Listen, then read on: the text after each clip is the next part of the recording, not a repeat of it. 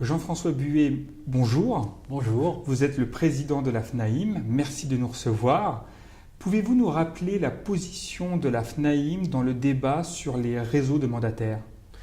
Alors écoutez, la position de la Fédération nationale de l'immobilier, elle a évolué, elle est claire mais elle a évolué. Autant la Fédération défendait le statut de salarié il y a 20 ans, mais on s'est bien aperçu qu'on avait recours les uns ou les autres à un statut aussi d'agent commercial. Et je pense qu'aujourd'hui, ça correspond à un besoin économique. Après, faut-il opérer un vrai distinguo entre l'agent commercial qui est dans une structure, dans une agence physique, et celui qui travaille à 6 ou 800 km de l'agence qui a la carte? Nous, on pense que oui, que c'est un mode de fonctionnement qui n'est pas exactement le même, sans porter l'opprobre sur qui que ce soit. Par contre, l'agent commercial qui est à distance ne doit pas pouvoir communiquer sur son adresse personnelle, puisque s'il communique sur son adresse personnelle ou sur un site personnel, c'est comme s'il était comme un bureau secondaire ou une succursale, avec la compétence requise qu'il n'a pas forcément. Selon vous, Internet ne rend-il pas inéluctable l'apparition de nouveaux modèles ?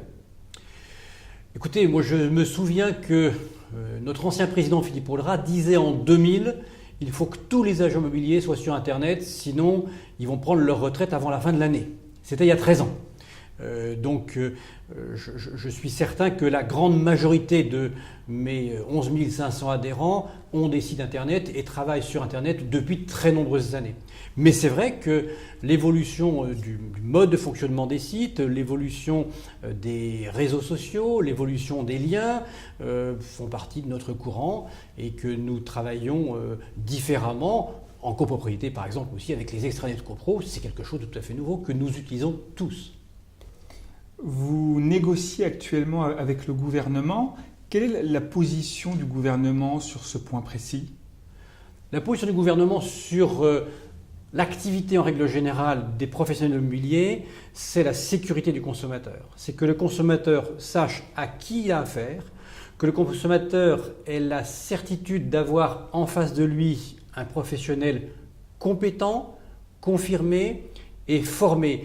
Et quand j'entends formé, c'est formé sur des référentiels métiers et pas uniquement sur des méthodes commerciales.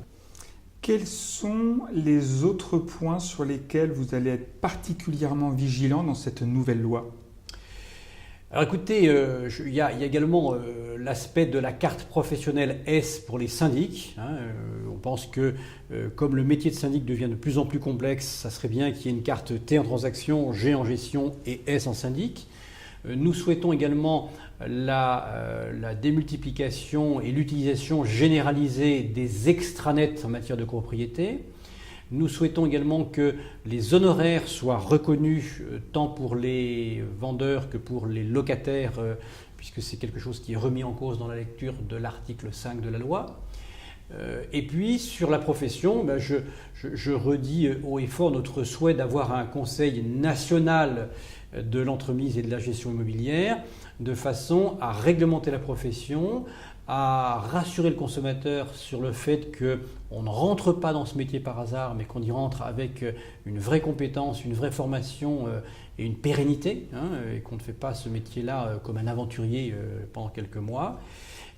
Et puis nous souhaitons aussi la mise en place de commissions de discipline parce que je crois que le consommateur a besoin d'avoir la certitude qu'il est traité correctement avec toute la garantie et toute la sécurité nécessaire. Monsieur Buet, merci beaucoup. Merci. Et bonne continuation. Merci.